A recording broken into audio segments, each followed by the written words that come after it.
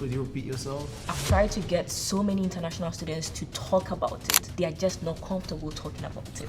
Speaking very clear English, what do you mean you don't understand? Right. After they ask twice, I'm like, you know what? Never mind. Your accent is your identity. It's not too surprising that a foreigner has a foreign accent.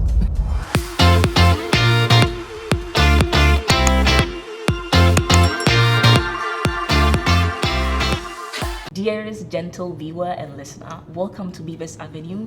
And from our previous episode, we talked about accent stereotyping, and we are back here again to talk more about that. But for this time, we are here with an international student who has transitioned to the professional working field. He's called Ifeanyi, and he said that I should just say the emperor, the conqueror is here. So I just leave it to him to introduce himself better. Right. Welcome to Beavis Avenue, Ifeanyi. I'm very happy to be here.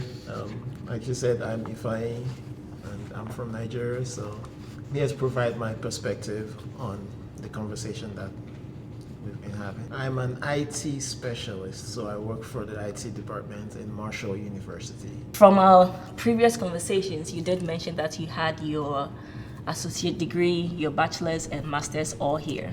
As someone who migrated from Nigeria to America, can you give us a little backstory about your experience?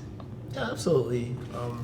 I first came here in 2014 for my associate's degree. It was supposed to be for my bachelor's and associate's, but I ended up only staying for my associate's degree in Michigan. It was a very small town called Big Rapids, Michigan. Surprisingly, decent amount of other international students. From there, I completed my associate's degree, went back to Nigeria for a few years, and then came back to complete my bachelor's. And this was in Missouri, St. Joseph, Missouri. It's about an hour from Kansas City, Missouri. I did my bachelor's there, and when I was done with that, I moved to Florida. That was probably the first big city or big state that I moved to. I lived in Florida for a year, and then I moved to West Virginia for my master's degree. Interesting. So it's been a bit of a ride, a lot of travel. Because you like traveling. Because I love traveling. Okay. Oh, you actually love it, not like. Oh, I love it. Okay. From my experience, I came here very grown already, which is just last year, and you came here, I would say, at a younger age than I did. And I have experienced accent stereotyping or accent stigma. And can you tell us if you ever felt in that early stage how your accent stood out when you first arrived? Absolutely. I do think accent stigma or that feeling that comes with it is something that most international students will experience at one point or the other. And so that I did experience it as well. And I'm still experiencing it sometimes. Especially as a freshman, you got used to situations where you're speaking on something that you know, but the recipient or the listener will keep repeating like, could you repeat yourself? Oh, I didn't understand what you meant. And in your head, you're going, I'm speaking very clear English. What do you mean you don't understand what I'm saying? Did you ever feel like not just holding back and not speaking up because of the accent? Yes, a lot of times, especially for someone like me who was introverted. At the time, it did used to take a lot of willpower to speak up in the first place. And so when I experienced that, sometimes after they ask twice, I'm like, you know what? Never mind. But after some time, you learn that it's a sort of give and take. So I twist my accent a little bit just to make sure I'm understood. And then I expect the same from the listener to also pay more attention if they think that my accent isn't clear enough for them to understand with passive listening. And so I began to have an expectation of a give and take. So I give a little and you give a little for more effective communication. That sounds good. From our last conversation with Dr. Zane Dayton, we talked about converging your accent, which is what you just mentioned. Sometimes you have to try and sound like them so they can understand you easily. And what I have here is called code switching or survival strategies. So you tend to switch your accent so that the people you're speaking to are able to understand you well. Have you ever encountered people back home telling you that you're faking your accent? Yes, sometimes. In fact, I've been on the phone with my dad sometimes, and he's like, "Ifeanyi, what are you doing? Talk like a Nigerian. I can't understand anything you're saying." And I'm like, "What do you mean? I'm talking like a Nigerian." So yes, I do experience that sometimes, and it's very weird because there is no single American who will be listening to me at that moment who will think I'm talking like an American. But at the same time, I'm being told to talk like a Nigerian, that I'm talking like an American. So you're stuck in that middle world. So it does happen. It is hard to get out of that. Before I got here, I used to watch a content creator. I think she's an influencer on TikTok, and people used to say that she fakes her accent. And then I would think that if she's faking it, I don't understand the term faking. Maybe I don't get it, right? Because if somebody has learned a different accent and they are speaking that way, does it make it fake? I think it's just more of they are trying to just speak the way they want, right? Not faking it. Do you agree with me on that? In a way, while people might try to replicate accents that they might like, accents are very, I guess, core to environment.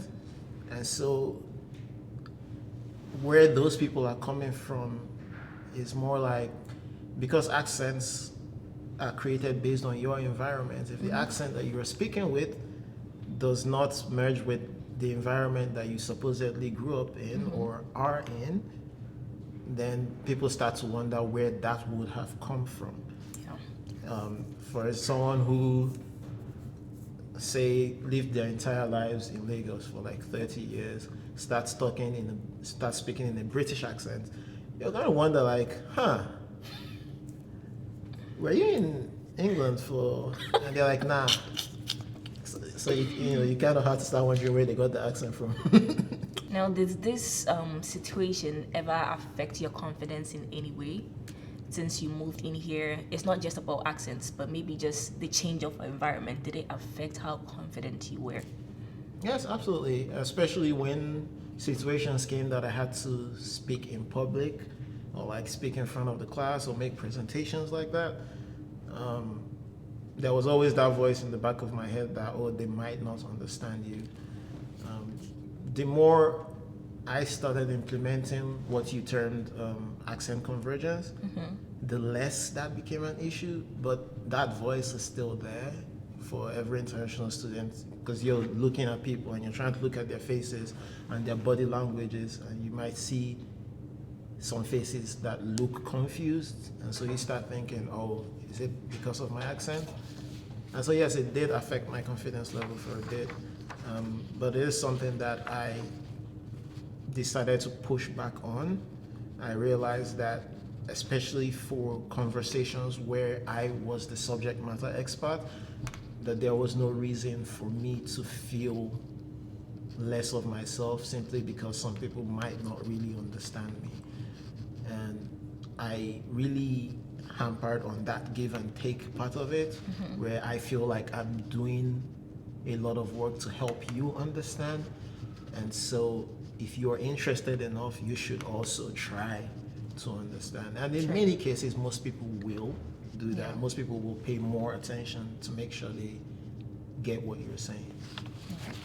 I think that has also worked for me. It was a struggle. I mean, as a graduate teaching assistant, sometimes I'm like, I don't know what to say. And as I said in my previous video, I had an evaluation that stated that she doesn't speak well. And it's not that I don't speak well, it's because my accent is different. That's why they claim that I don't speak well. So when I would get those comments, it would make me feel like I shouldn't talk. And I'll try my best to sound like an American, but I know that I don't sound like an American. And sometimes it feels like, okay, I'm not being real to myself. But also, what does being real mean? If they don't understand me, I have to consider how they are also feeling, right?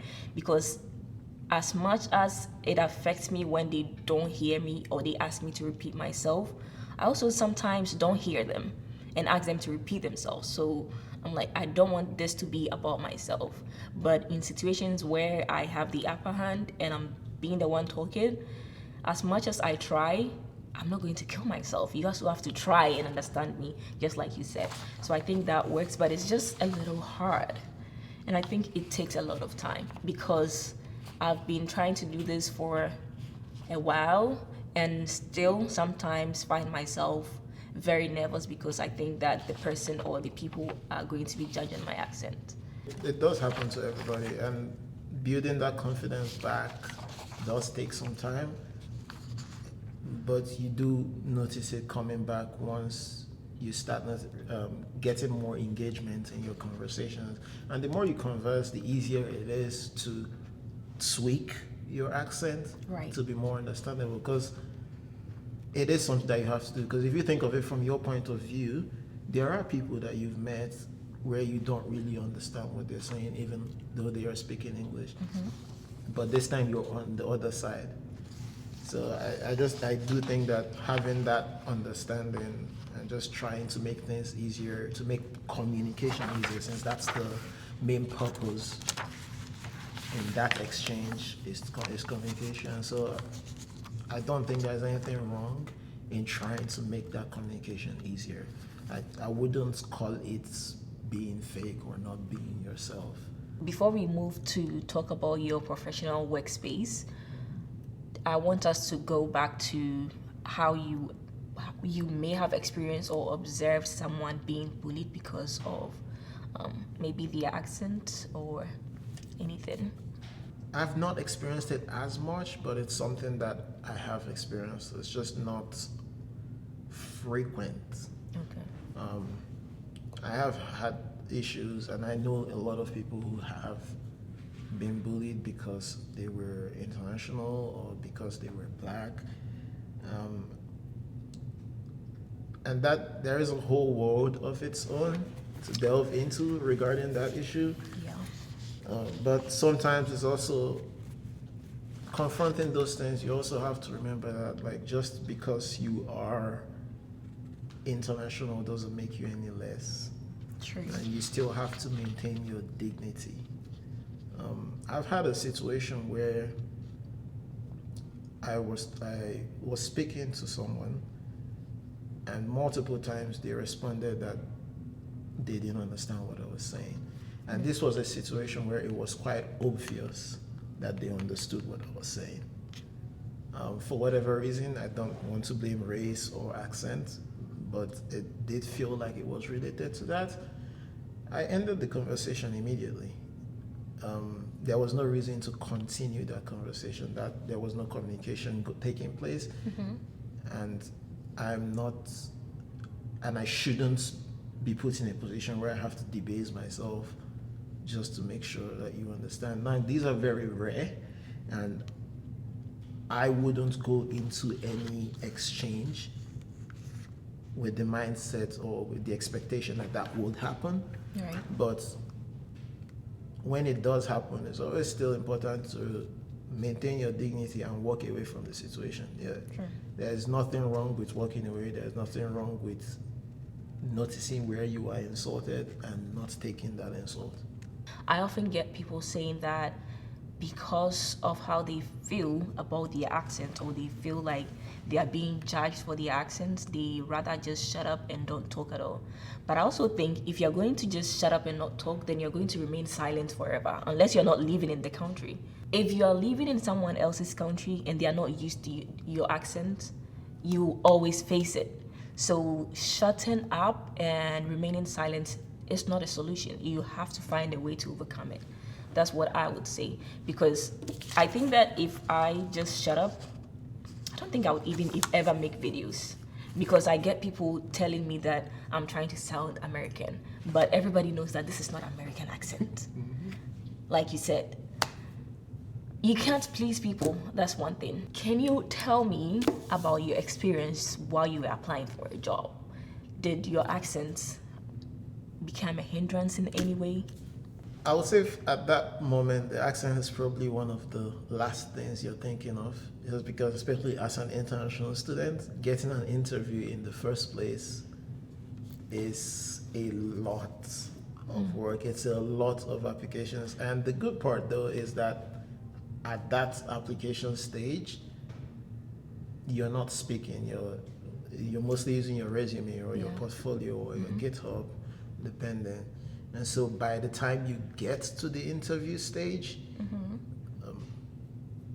you've proven yourself to a certain extent. Right. And the focus at that point will be on the work. And so if, for instance, you've spent 4 years practicing code switching, you've spent 4 years twisting your accent and learning to communicate better. And that is also part of what you learn in university is communication. And so hopefully at that point, you aren't thinking too much about it. Now, it's something that could still come up. There will still be situations where you might be asked to repeat yourself. And given that you don't have an American accent, that is something that I've just made peace with, that would happen forever. But I try not to make that the focus of my thinking. I will try to push it back to the work. Like, maybe if I'm told to repeat myself, I could rephrase. Right. I would rephrase the sentence and hope that they understand, because the focus should be on the work that I'm doing.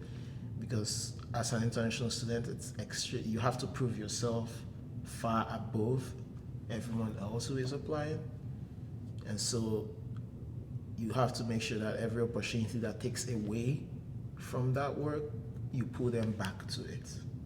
And so if you have to code switch, code switch. Feel confident when you're code switching, I guess. Did you have any fears or holdbacks when you were going into the workspace? Yeah, of course, there's always that anxiety over whether you will be able to get along with the people you will be spending most of your time with. And the same thing from the job's point of view, that's what they also check for cultural fit. And so that fear is always there, that anxiety is always there. From the moment you made the decision to come here as an international student, it's something that you would always have to deal with. You always have to deal with cultural fit. You always have to adjust and be accommodating and hope that the people that you're working with are also accommodating. And so that while the anxiety is always there, it's something that you just confront. You go to work and see how it is. Meet your coworkers, talk to them. During the interview stage, I always try my best to make it lighthearted as much as I can. You're being interviewed, so you don't really have that much power to change the course of the interview. Right. But sometimes I throw in jokes here and there, and these things help to put everyone at ease and assure them that if you do come into the organization, that you're someone that they will be able to get along with. Because cultural fit is a big thing. You can teach skills, you can't exactly teach culture. Now, tell us about your experience when you started working. For me, I was lucky. I got into a team that was super helpful, and they were always ready to answer any questions that I would have. And so over the first 2 weeks, a lot of my fears got allayed, because any questions that I had, there was always someone ready to answer. There was always someone ready to help. My boss was always there. Would always send someone with me, at least the first 2 weeks where I was still trying to find my feet. I wasn't really doing solo work. And so over time, I got used to it. And given where I work, you meet a very diverse range of people. So you also meet other immigrants. You also meet other people who have accents. You also meet other professors. And it's a community that is used to a certain level of diversity. So there is something to be said for that. It will be different if you're in a more insular community. But I was lucky that my workspace is a lot more welcoming. And so by the time I was able to start going on cases alone, I had already gotten used to the process of doing things. And so that made it a lot easier.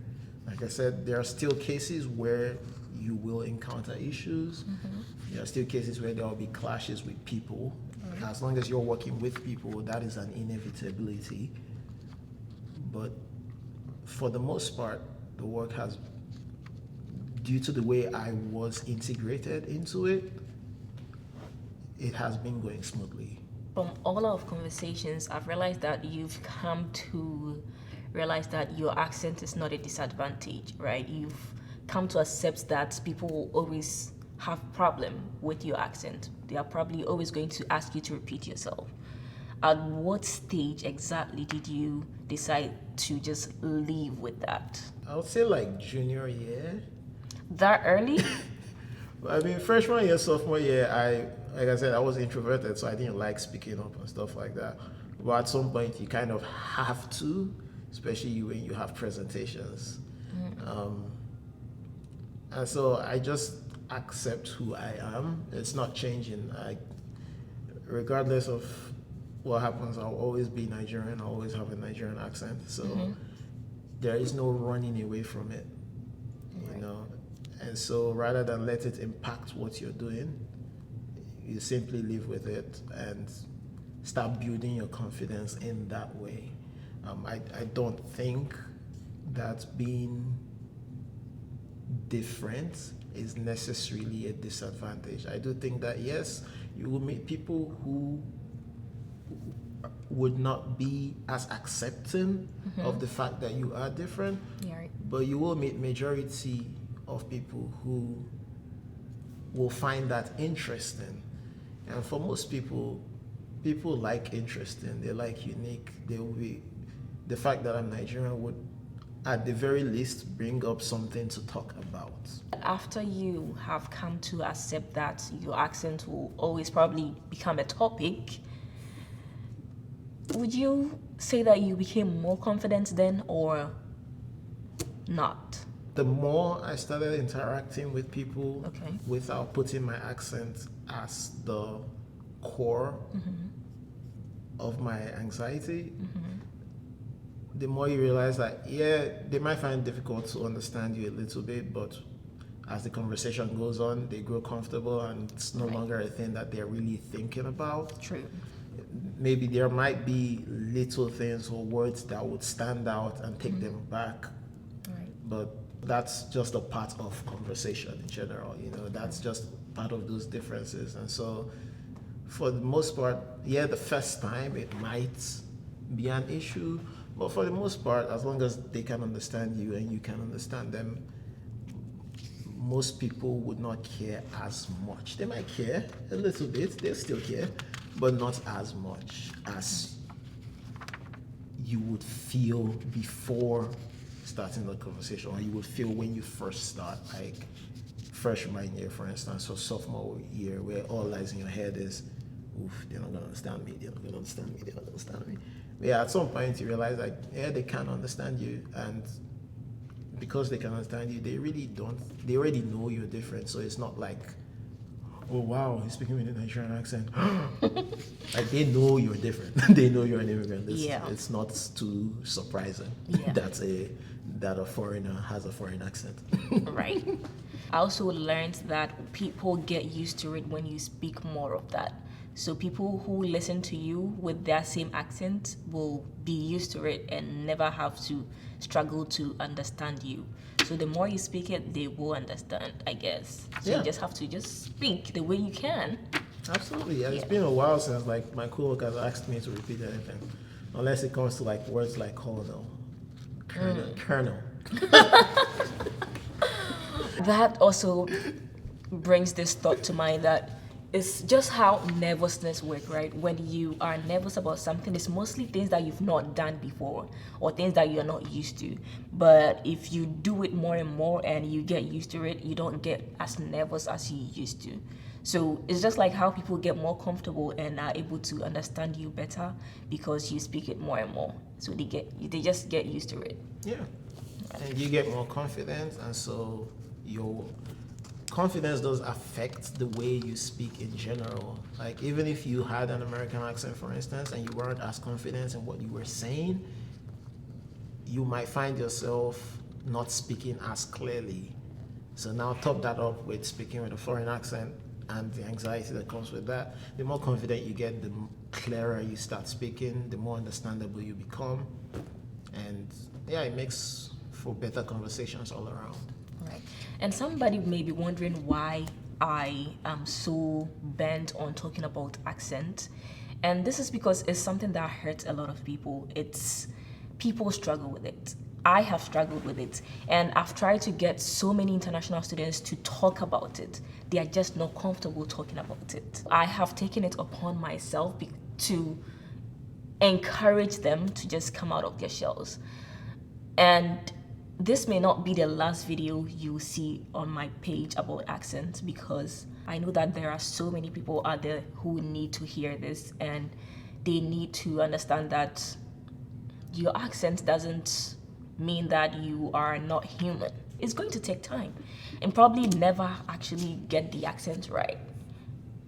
So there's no point of holding back when you don't have a certain time that you're going to be comfortable to speak, because it only takes you doing it now to be able to get out of it. So I will be making more of this. Yes, so be ready for that. And that being said, I want you to speak to that camera over there, speak to an international student there, and let them know that their accent is not supposed to stop them.